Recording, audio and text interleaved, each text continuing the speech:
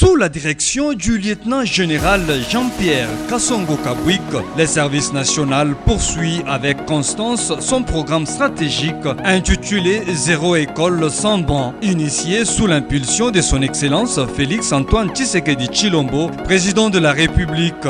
Cette initiative vise à améliorer les infrastructures scolaires et à garantir un environnement d'apprentissage digne pour les élèves et étudiants de la République démocratique du Congo.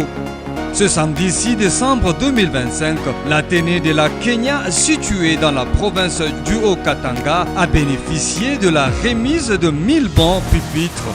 Ces équipements ont été fabriqués par les compatriotes du service national, autrefois appelé Kuluna, aujourd'hui réinsérés et transformés en bâtisseurs au service de la nation congolaise. Le préfet des établissements bénéficiaires n'a pas caché son émotion et a exprimé sa profonde gratitude envers les services national et son équipe pour cette action à fort impact social.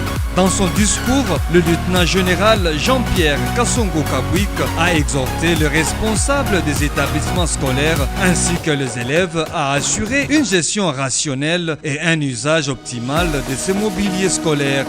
Le commandant suprême des forces armées de la République démocratique du Congo, de la police nationale et du service national, lui, a concrétisé ses slogans par des actions.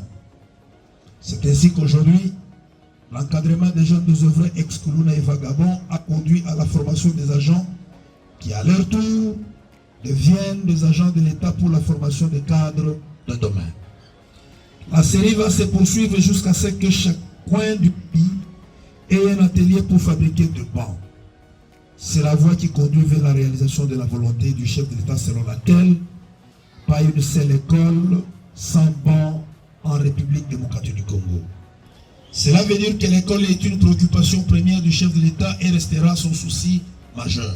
Une élève représentant l'ensemble des apprenants présents a pris la parole pour louer les efforts du service national et souligner l'importance de ces bancs dans l'amélioration des conditions d'études. Nos sentiments sincères s'adressent à vous, monsieur le lieutenant général du service national, d'avoir pensé à tous ces élèves et en octroyant ces lots importants de 1000 bancs à l'Athénée de la Kenya.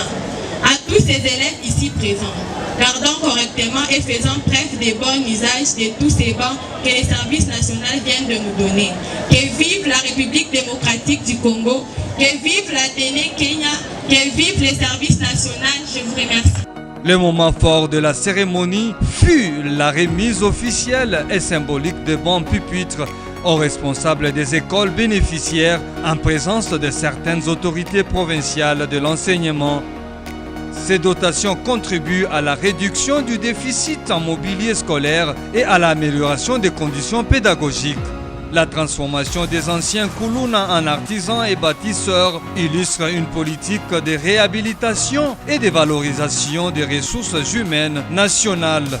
L'opération Zéro école sans banc s'inscrit dans une stratégie nationale de modernisation du système éducatif et de promotion de l'égalité des chances pour tous les élèves, qu'ils soient inscrits dans des établissements publics et privés.